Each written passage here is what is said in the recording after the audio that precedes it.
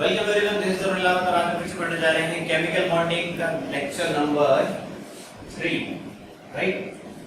तो हमने पहले लेक्चर में बॉन्डिंग पढ़ी थी, ionic bonding, covalent bonding. Second lecture में हमने कोवलेंट बॉन्डिंग की बात को थोड़ा सा आगे बढ़ाया था और कोऑर्डिनेट बॉन्ड पढ़ा था। और आज हमारा थर्ड लेक्चर है, आज हम पढ़ेंगे एक्सपेंशन ऑफ ऑक्टेट।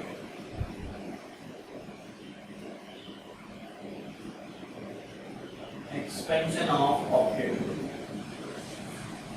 ठीक। और एक्सपेंशन ऑफ ऑक्टेट रूल पढ़ने के बाद फिर हम थोड़ा सा डिस्कस करेंगे शेप ऑफ मॉलिक्यूल्स को, ठीक। पहले स्टडी करते हैं एक्सपेंशन ऑफ ऑक्टेट। तो ऑक्टेट रूल हम बहुत अच्छे से जानते हैं कि हर एलिमेंट का एटम क्या चाहता है, उसके आउटरमोस्ट ऑर्बिट में 8 इलेक्ट्रॉन्स होते हैं, ठीक। लेकिन बहुत सारे एलिमेंट्स के एटम्स ऐसे होते हैं जो एक्सपेंशन ऑफ ऑक्टेट कर देते हैं, यानी कि वो 8 इलेक्ट्रॉन से ज्यादा इलेक्ट्रॉन रख लेते हैं। जैसे कि फॉर एग्जांपल कुछ एटम्स ऐसे होते हैं वो 8 की जगह अपने आउटरमोस्ट ऑर्बिट में 10 इलेक्ट्रॉन रख लेते हैं, 12 इलेक्ट्रॉन तक रख लेते हैं, ठीक है। 14 इलेक्ट्रॉन तक भी रखने वाला हमारे पास एटम है जो शेयरिंग में अपने पास कितने इलेक्ट्रॉन रख लेता है, 14, राइट। तो हमने क्या पढ़ा था कि सिर्फ आउटरमोस्ट ऑर्बिट में कितने इलेक्ट्रॉन्स आ सकते हैं, 8। लेकिन अभी मैं आपको क्या बता रहा हूँ कि कुछ एलिमेंट्स ऐसे होते हैं जो एक्सपेंशन ऑफ ऑक्टेट करते हैं, यानी वो 8 की जगह 10 भी रख सकते हैं, 12 भी रख सकते हैं, 14 भी रख सकते हैं। तो इस कंडीशन को हम बोलते हैं एक्सपेंशन ऑफ ऑक्टेट रूल। तो कौन से एलिमेंट्स हैं जो ऑक्टेट रूल को फॉलो करते हैं? तो भैया देखो, सेकंड पीरियड में जितने भी एलिमेंट्स हैं, है ना, वो सब ऑक्टेट रूल को फॉलो करते हैं। लेकिन सेकंड पीरियड के बाद third period, fourth, fifth, sixth, seventh, जितने भी पीरियड में नीचे के एलिमेंट्स होंगे 3, 4, 5, 6, 7, सब एक्सपेंशन ऑफ ऑक्टेट रूल कर सकते हैं, राइट। तो सेकंड पीरियड में जैसे कि हमारे अपने पीरियड के भी पढ़िए, सेकंड पीरियड में कौन कौन होते हैं हमारे पास, राइट। लिथियम होता है, बेरिलियम होता है, फिर आगे चल जाते हैं बोरोन आ जाता है, कार्बन आ जाता है, nitrogen, oxygen, fluorine and then neon. ये हमारे सेकंड ग्रुप के हैं। लेकिन अगर आप थर्ड पीरियड में आओ, थर्ड पीरियड में आपको मिलेंगे भाई सोडियम, मैग्नीशियम, है ना, aluminium, silicon, phosphorus, sulphur, chlorine and argon, है ना। तो ये जो थर्ड, हम अभी फिलहाल फोकस किस पे रखेंगे, थर्ड पीरियड के एलिमेंट्स पे। उसके नीचे के जो एलिमेंट्स हैं उनको स्टडी करेंगे, अलग चैप्टर्स होते हैं उनके प्रॉपर, जैसे डी ब्लॉक एलिमेंट्स में अलग स्टडी करते हैं, एफ ब्लॉक एलिमेंट्स को हम अलग चैप्टर में स्टडी करते हैं, पी ब्लॉक के एलिमेंट्स को पूरे जितने भी एलिमेंट्स हैं सारे के सारे उनको अलग चैप्टर में स्टडी करते हैं, पी ब्लॉक। तो प्रॉपर एलिमेंट्स की स्टडी हम अलग-अलग चैप्टर्स में करते हैं, लेकिन फिलहाल अभी हम किस पे फोकस करेंगे, थर्ड पीरियड, ठीक है। तो थर्ड पीरियड पे आते हैं और सबसे पहले मैं स्टार्ट करता हूं। देखो, नाइट्रोजन और फास्फोरस में कंपैरिजन करना चाह रहा हूं। देख, नाइट्रोजन का atomic number is 7, electronic configuration is 2,5। कितने इलेक्ट्रॉन की रिक्वायरमेंट है, 3 इलेक्ट्रॉन की रिक्वायरमेंट है। तो ये 3 बॉन्ड्स बनाता है ना, पढ़ चुके हैं हम ऑलरेडी अभी 2 लेक्चर, ठीक। आगे बढ़ते हैं। देखो, किसकी बात कर रहा हूं, फास्फोरस। फास्फोरस का एटॉमिक नंबर देखो कितना होता है, 15, है ना, 2, 8, 5। इसको भी कितने इलेक्ट्रॉन्स की रिक्वायरमेंट है, 3 इलेक्ट्रॉन्स की रिक्वायरमेंट है। तो मैं सोचता हूं कि ये 3 बॉन्ड बना देगा, है ना। तो अगर फॉर एग्जांपल मेरे पास एक कंपाउंड है नाइट्रोजन और क्लोरीन का NCl3, क्या है कंपाउंड, NCl3, है ना, कि भाई एक नाइट्रोजन और 3 क्लोरीन जुड़ गए, ठीक। चलो NH3 की बात कर लेते हैं, NH3 की बात कर लेते हैं। एक नाइट्रोजन 3 नाइट्रोजन के साथ जुड़ जाता है, क्योंकि नाइट्रोजन को क्या बनाना है, 3 बॉन्ड बनाने हैं, हाइड्रोजन को 1 बॉन्ड बनाना है, ठीक। तो ठीक है भाई, ये हमने पढ़ा था, इस तरीके का एग्जिस्ट कर सकता है। सिमिलरली अगर मैं फास्फोरस का क्लोरीन के साथ रिएक्शन कराता हूं, ठीक, तो मेरे को क्या मिलता है,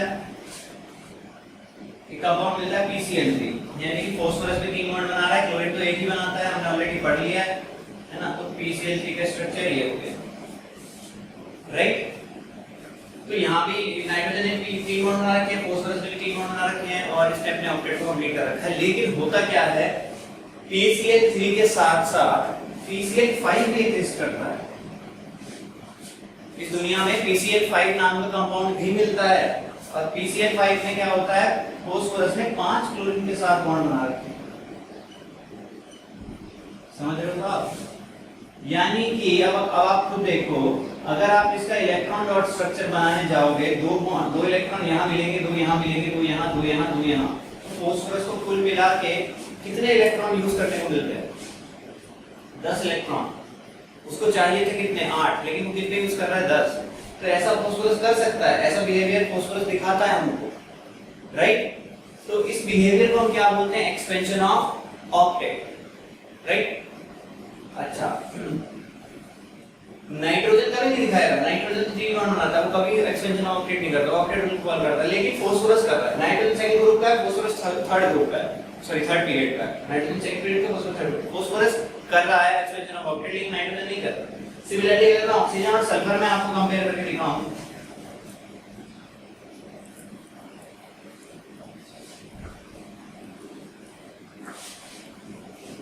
है ना, तो ऑक्सीजन फ्लोरीन के साथ रिएक्शन कर लेता है और क्या बना लेता है? OF2 बना लेता है ना।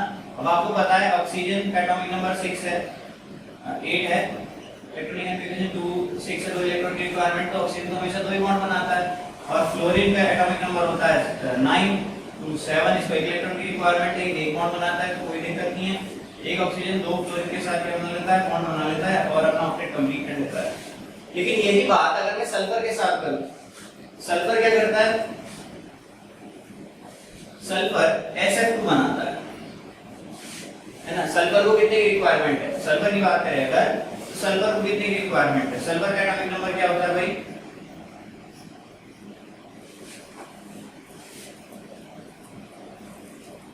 सल्फर का एटॉमिक नंबर होता है 16, यानी वे 286। सल्फर को कितने इलेक्ट्रॉन्स की रिक्वायरमेंट है? 2 इलेक्ट्रॉन्स की रिक्वायरमेंट है, तो ये 2 बॉन्ड बनाएगा बस, है ना।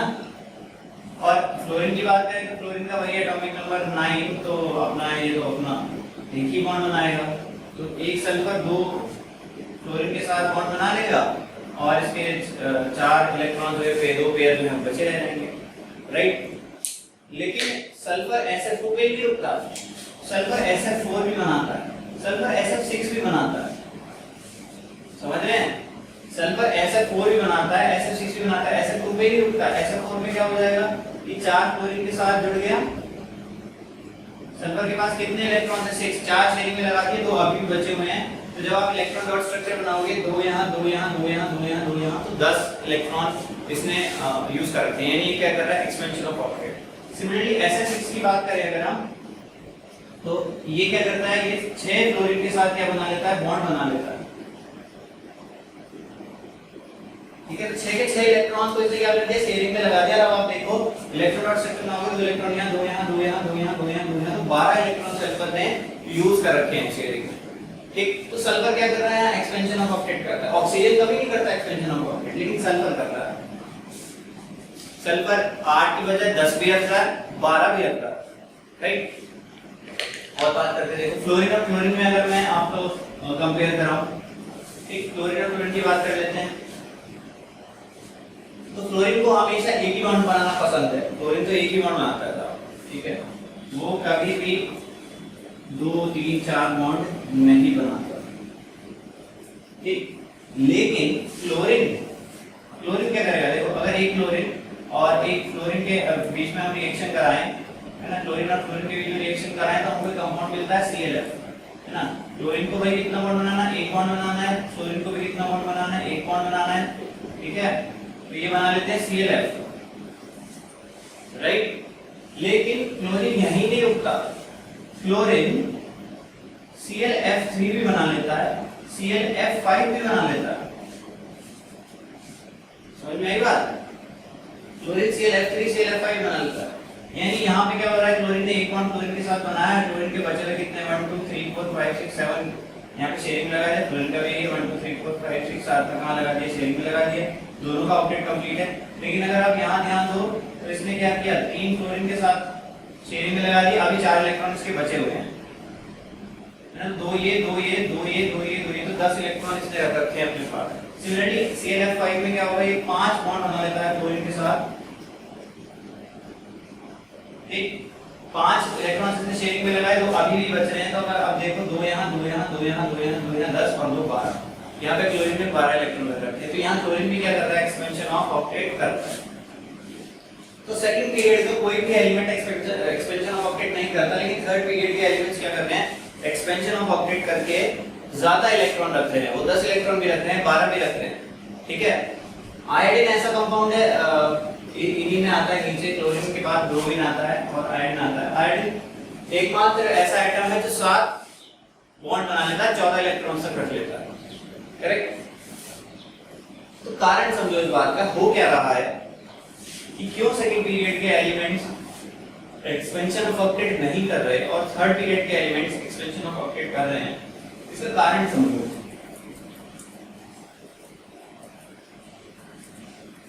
इसका रीजन ये है कि थर्ड पीरियड के जो एलिमेंट्स है उनके पास थर्ड शेल है ना। पीरियड का नंबर आपको क्या बताता है, कितने शेल है। सेकंड पीरियड के एलिमेंट्स के पास 2 ही शेल है, फर्स्ट शेल और सेकंड शेल। तो जैसे किसी की भी अगर मैं इलेक्ट्रॉनिक कन्फिग्यूरेशन बनाऊं, फॉर एग्जांपल ऑक्सीजन की बना लूं, तो ऑक्सीजन का नंबर 8 इलेक्ट्रॉनिक कन्फिग्यूरेशन होगी 1s2 2s2 2p4। तो इसके पास फर्स्ट शेल है और सेकंड शेल है ना। फर्स्ट शेल में एक सब शेल होता है, सेकंड शेल में 2 सब शेल होते हैं, 2s और 2p। लेकिन अगर दूसरी तरफ आप सल्फर की बात करो जिसका एटॉमिक नंबर कितना है 16 है, तो इसकी इलेक्ट्रॉनिक कन्फिग्यूरेशन होगी 1s2 2s2 2p6 3s2 3p4। तो इसके पास थर्ड शेल है, यानी पहला शेल, दूसरा शेल और इसके पास तीसरा शेल भी है, राइट। अब अगर इसके पास तीसरा शेल है तो मैंने आपको चैप्टर नंबर सेकंड में बहुत अच्छे से पढ़ाया है कि थर्ड शेल में कितने सब शेल होते हैं, 3 सब शेल होते हैं, यानी यहाँ पे 3d भी मौजूद है, एक खाली पड़ा हुआ है। तो अब देखो खुद, अगर आप यहाँ पे देखो तो 3d क्या है, 3d में 5 ऑर्बिटल्स हैं, ये खाली पड़ा हुआ है। 3p की बात करूं, अगर मैं 3p बनाऊं तो 3p में कितने ऑर्बिटल्स होंगे, 3 ऑर्बिटल्स होंगे, ठीक है। उसके बाद आता है आपका 3s, वैलेंस शेल की बात कर रहा हूं उसमें, मतलब जो आउटरमोस्ट शेल है उसी को बनाना। तो अब देखो यहाँ पे 2 इलेक्ट्रॉन हैं और p में 4 है, 1 2 3 4।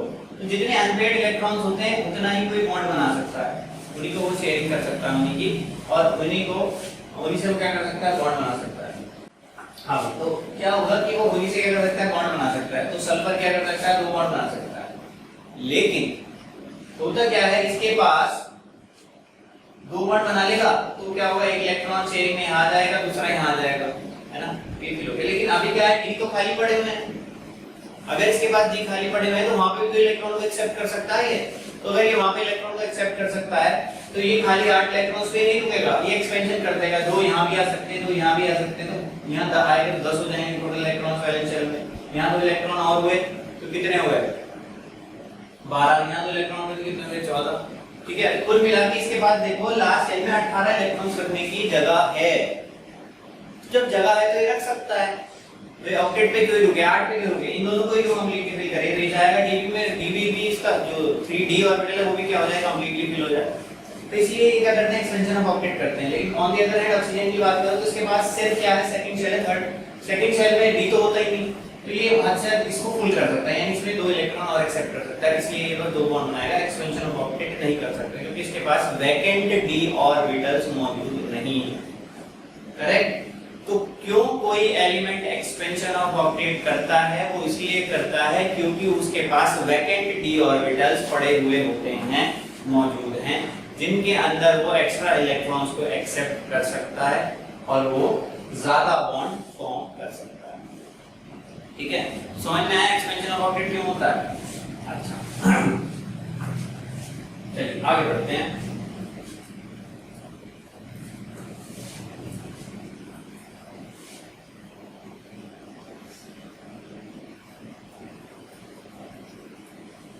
ऐसे ही कुछ और एलिमेंट्स की बात करते हैं, कुछ और कंपाउंड्स की बात करते हैं। देखो हमने पढ़ा था BeCl2 है ना, BeCl2 BeCl4 negative two negative में कन्वर्ट हो जाता था, याद है, मतलब ऐसा भी कंपाउंड ये फॉर्म कर सकता था। BF3 की बात करी थी, BF3 किसमें कन्वर्ट हो जाता था, BF4 नेगेटिव में, है ना, ऐसा ही कंपाउंड फॉर्म कर सकता था BF3, राइट। उसके बाद हमने पढ़ा था AlCl3 किसमें कन्वर्ट हो जाता था, AlCl4 नेगेटिव में, यानी अपने ऑक्टेट को क्या कर रहा था, कंप्लीट। अब इस बार आपको ध्यान देने वाली बात क्या है, देखो ये beryllium is of second period, boron is of second period, but aluminium is of third period. Aluminium और थर्ड पीरियड का है, उसके पास 3 शेल है, तो उसके थर्ड शेल में S भी होगा, P भी होगा और D भी होगा। तो अभी तो इसने ऑक्टेट को कंप्लीट किया है, यही नहीं रुकेगा, ये इससे आगे भी बढ़ सकता है, कैसे बढ़ सकता है देखते हैं। AlCl है ना, और ये है। अब इसके पास कितने इलेक्ट्रॉन है? 2 2 2 2 8 इलेक्ट्रॉन है। लेकिन इसके पास वैकेंट 3 ऑर्बिटल्स पड़े हैं। इसके पास 3sp है, इसके पास 3pv है और इसके पास 3d भी है। एल्युमिनियम के पास अगर आप बात करो, एल्युमिनियम का एटॉमिक नंबर क्या होता है? 13 इलेक्ट्रॉनिक कॉन्फ़िगरेशन बनाओ, 1s2 2s2 2p6 फिर 3s2 एंड 3p1 है ना। 2 इलेक्ट्रॉन यहाँ पड़े हैं और 1 इलेक्ट्रॉन यहाँ है, राइट। और फिर इसके क्या है? d ऑर्बिटल्स क्या पड़े हुए हैं? वैकेंट पड़े हुए हैं। समझ रहे हो आप? तो हो क्या रहा है कि ये एल्युमिनियम सिर्फ इनको भरने में ही नहीं रुकेगा, इसके पास और भी जगह है ना। ये 18 इलेक्ट्रॉन्स रख सकता है, ठीक। तो ये क्या करेगा? एक और क्लोरीन के साथ डील करेगा।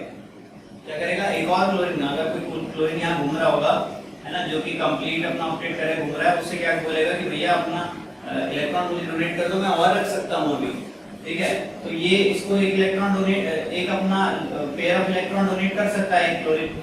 जब इसको ये डोनेट कर देगा तो ये क्या बना लेगा? ये हो जाएगा AlCl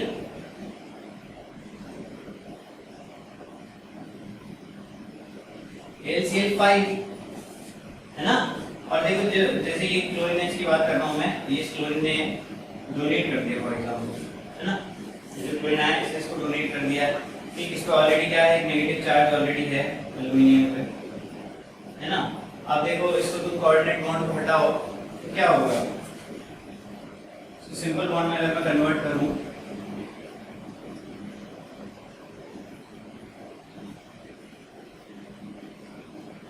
क्या मिलेगा? देखो यहाँ पे एक तो नेगेटिव ऑलरेडी था, अब यहाँ पे जिसने डोनेट किया उस पे पॉजिटिव, है ना, और जिसने लिया उस पे नेगेटिव। तो एक नेगेटिव पहले से था, एक नेगेटिव और आ गया, ये प्लस माइनस खत्म हो जाएंगे।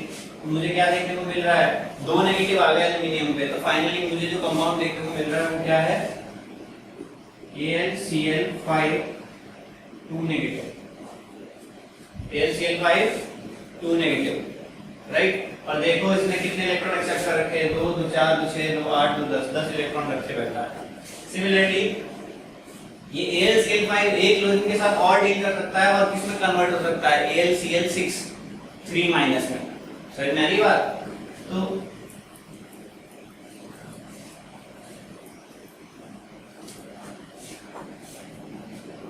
AlCl5 जो 2 माइनस है वो किसमें कन्वर्ट हो सकता है? ये एक क्लोरीन के साथ डील और कर सकता है, ऐसा क्लोरीन जो एक इलेक्ट्रॉन लिए हुए अपना ऑक्टेट को कंप्लीट करके घूम रहा है, और इसको इसके साथ डील करके क्या बना सकता है? ये बना सकता है AlCl6 2 माइनस की जगह क्या आ जाएगा? 3 माइनस। समझ में आई बात? तो देखो एल्युमिनियम 6 बॉन्ड तक बना रहा है। एल्युमिनियम को बनाने के लिए थे 3, ऑक्टेट को कंप्लीट करने के लिए एक किसी से कोऑर्डिनेट बॉन्ड ले लिया और उसके बाद 10 इलेक्ट्रॉन 12 इलेक्ट्रॉन तक 6 बॉन्ड्स तक बना लिए। 2 कोऑर्डिनेट बॉन्ड इसने और एक्सेप्ट कर लिए। तो AlCl5 भी एग्जिस्ट कर सकता है 2 माइनस और AlCl6 3 माइनस भी एग्जिस्ट कर सकता है, राइट। अच्छा और बात करते हैं,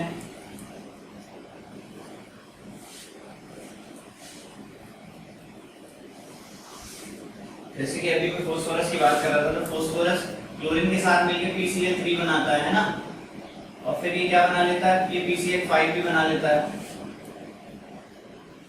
पढ़ा था कि नहीं पढ़ा था? अभी PCl3 की बात करूं तो भाई ये क्या करेगा? देखो फास्फोरस ने 3 बॉन्ड बना लिए क्लोरीन के साथ, 2 अभी इसके पास ऑक्टेट कंप्लीट है, लेकिन ये क्या करेगा? ये वाला जो इसका एक इलेक्ट्रॉन है ये क्लोरीन के साथ और शेयरिंग में लगा सकता है, ठीक है। एक क्लोरीन के साथ शेयरिंग में लगा सकता है, तो क्या बन जाएगा? अगर इसने एक क्लोरीन के साथ ये शेयरिंग में लगा दिया तो क्या हो जाएगा? PCl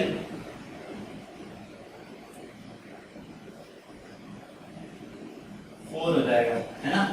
अभी कोऑर्डिनेट बॉन्ड ही सिर्फ शेयरिंग कर रहा है किसी और क्लोरीन के साथ, अभी एक इलेक्ट्रॉन रहेगा। तो देखो PCl4 और एक इलेक्ट्रॉन यहाँ पड़ा हुआ है, ऐसा मॉलिक्यूल एग्जिस्ट नहीं कर सकता। इलेक्ट्रॉन कभी सिंगल नहीं हो सकता, राइट।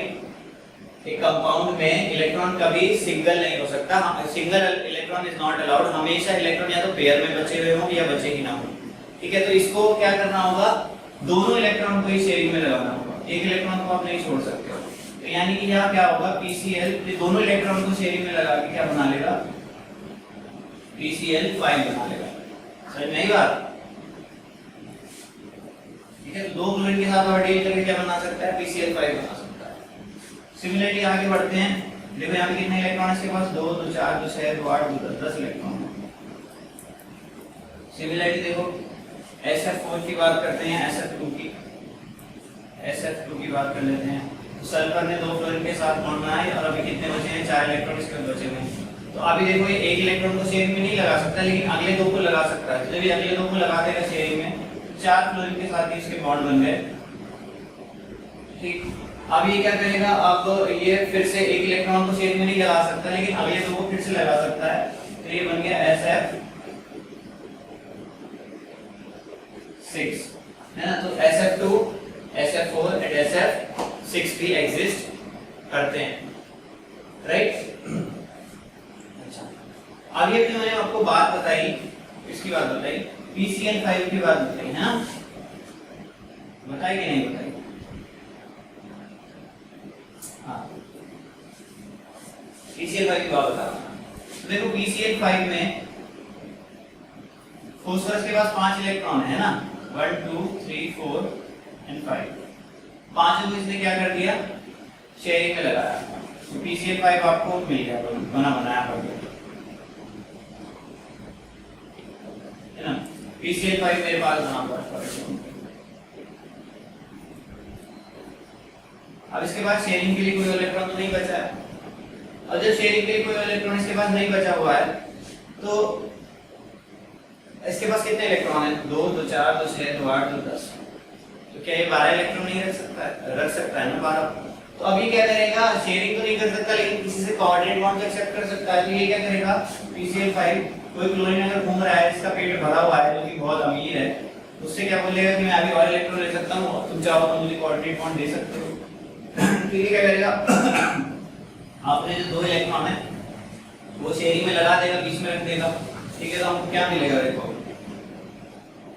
बाकी 5 तो as it is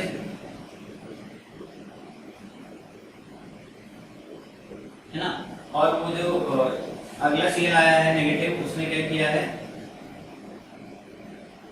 2 electron pair को in the form of coordinate bond इसको दे दिया। अब मैं इसका चार्ज अगर बनाऊं, इसको रिमूव करूं, इसके एरो को, तो मुझे क्या दिखाई देगा, जिसने डोनेट किया उस पे क्या आ गया, पॉजिटिव चार्ज, और जिसने लिया उस पे क्या आ गया, नेगेटिव चार्ज। बाकी सारे एज इट इज बना देता हूं इसलिए। ठीक, माइनस प्लस खत्म। तो ये क्या आ गया, PCl6 माइनस, कंपाउंड का नाम क्या हो गया, PCl6 माइनस। यानी PCl6 माइनस भी एग्जिस्ट कर सकता है, समझ रहे हो आप। PCl3 एग्जिस्ट कर सकता है, PCl5 एग्जिस्ट कर सकता है, इतना ही नहीं, PCl6 माइनस भी एग्जिस्ट कर सकता है। समझ में आई बात? अच्छा, और बात करते हैं,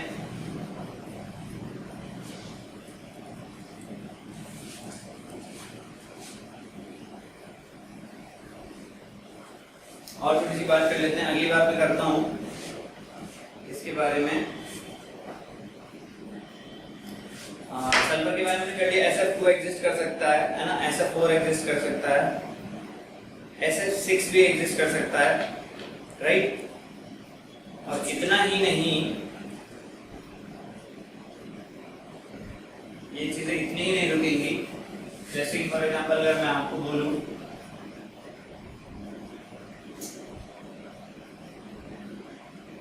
PCl3 की बात करें, है ना, कई बार पढ़ लिया PCl3। ठीक, अभी इसके पास कितने इलेक्ट्रॉन्स देखो, 1 2 3 6 और 2, कितने इलेक्ट्रॉन्स हैं, 8 प्लस कर सकता है। तो ये क्या करेगा, देखो कोई जरूरी नहीं दोनों को शेयरिंग में लगाए, किसी पेट भरे क्लोरीन से, जो अमीर क्लोरीन है जिसका पेट फुल्ली भरा हुआ है, यानी कि जो नेगेटिवली चार्ज है। नेगेटिव चार्ज कैसे पता है ना भाई, क्लोरीन का नॉर्मल जो एटम होता है उसमें कितने इलेक्ट्रॉन होते हैं, इलेक्ट्रॉन 7 होते हैं ना। इसके किसी से इलेक्ट्रॉन छीन लिया, जो भी इलेक्ट्रॉन एक्सेप्ट कर लेता है तो क्या बन जाता है, Cl नेगेटिव। ठीक है, तो Cl नेगेटिव घूम रहा है, तो ये फास्फोरस क्या बोलेगा, भाई मेरे पास 8 है, मेरे पास 8 इलेक्ट्रॉन है, तुम अगर दोगे 2 इलेक्ट्रॉन डोनेट कर दोगे तो मैं 10 रख लूंगा, मुझे कोई दिक्कत नहीं है अगर तुम चाहो तो। ये क्या करता है फिर इसको बीच में रख देगा यहाँ पे, इसके साथ शेयरिंग में लगा देगा, तो मुझे क्या मिल जाएगा देखो,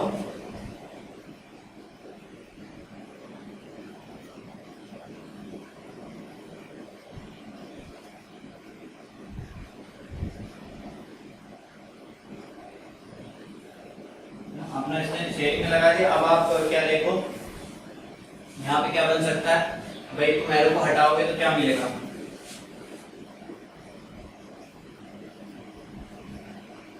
एरो को हटा दो, क्या मिलने वाला है, जिसने एक्सेप्ट किया उसमें -4, जिसने डोनेट किया उसमें क्या आ जाएगा पॉजिटिव चार्ज, पॉजिटिव चार्ज लगेगा, प्लस माइनस कैंसिल। तो इस कंपाउंड का नाम क्या हो गया PCl4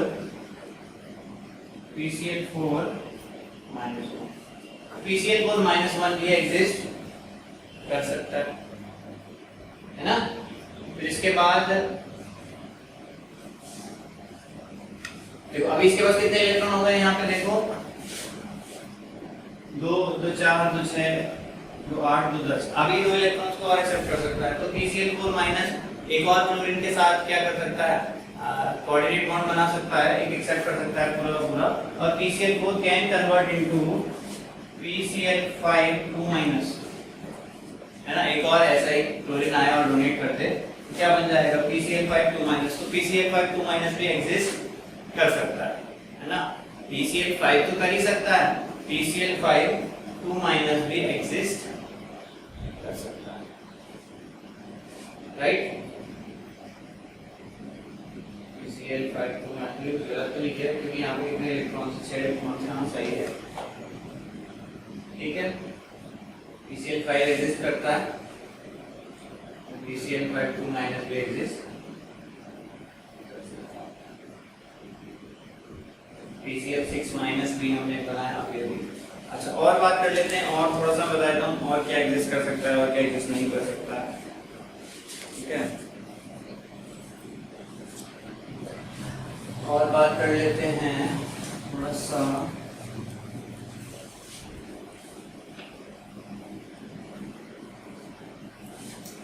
जैसे अभी भी हमने SF2 बनाया था ना, SF2,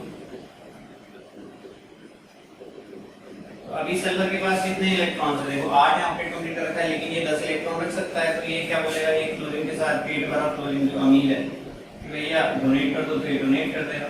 तो इसने डोनेट कर दिया तो ये क्या बन गया, ये बन गया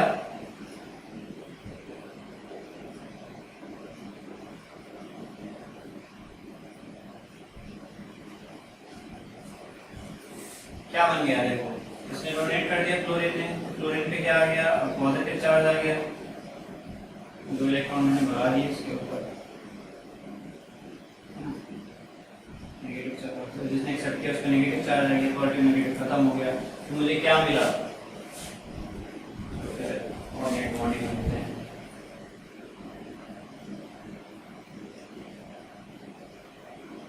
इसने अपने 2 इलेक्ट्रॉन डोनेट कर दिए, कोऑर्डिनेट बॉन्ड बन गया, कोऑर्डिनेट बॉन्ड बन गया। एरो को हटाते हैं, एरो को हटाएंगे तो क्या मिला,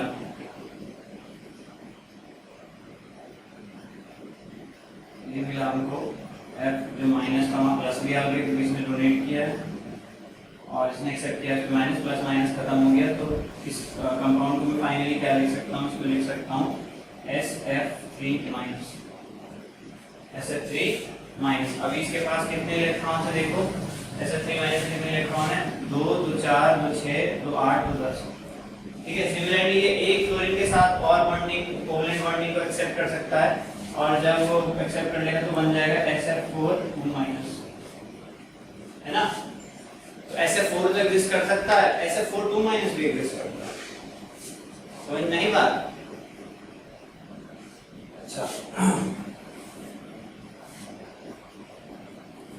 ओके,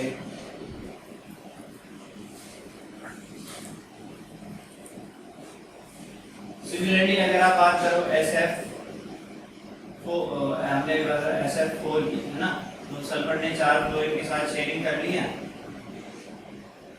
कितने इलेक्ट्रॉन है 2 2 4 2 6 2 8 2 10 है ना। तो अभी एक क्लोरीन के साथ कोऑर्डिनेट बॉन्ड बना सकता है कि भाई कोई पेट भरा क्लोरीन आया और उससे इसने डिमांड की और उसने क्या कर दिया, डोनेट कर दिया अपना पेयर ऑफ इलेक्ट्रॉन। हमको क्या मिला,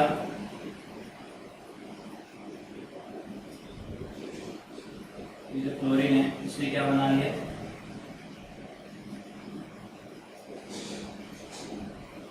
ऑर्डिनेट बॉन्ड बना लिया, लेकिन मैंने 2 इलेक्ट्रॉन कम कर दिए, यानी वो कहाँ चले गए, बॉन्ड में चले गए।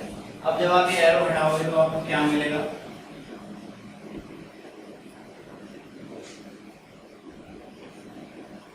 इसमें ऑलरेडी नेगेटिव था, पॉजिटिव आ जाएगा और इसमें क्या आ जाएगा, नेगेटिव आ जाएगा, है ना। तो पॉजिटिव नेगेटिव खत्म, क्या मिला मुझे, SF5, है ना। तो नाम क्या हो सकता है, SF5 negative, SF5 negative, right, है ना। क्या बन सकता है, SF5 नेगेटिव एग्जिस्ट कर सकता है। कितने इलेक्ट्रॉन है इसके पास, देखो 12, 2 2 4 2 6 2 8 2 10 2 12।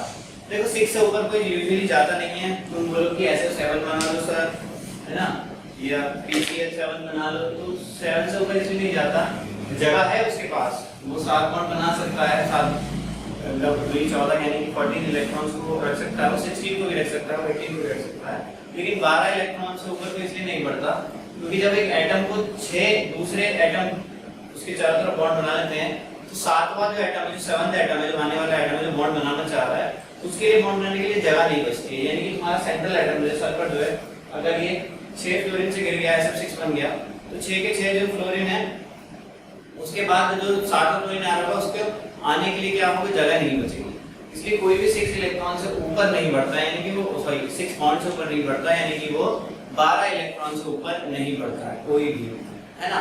सिर्फ आयोडीन एकमात्र ऐसा एटम है जो 7 बॉन्ड तक बना सकता है, ठीक है।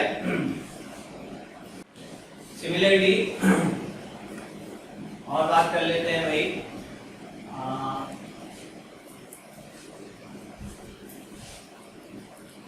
सिलिकॉन की बात कर लेते हैं।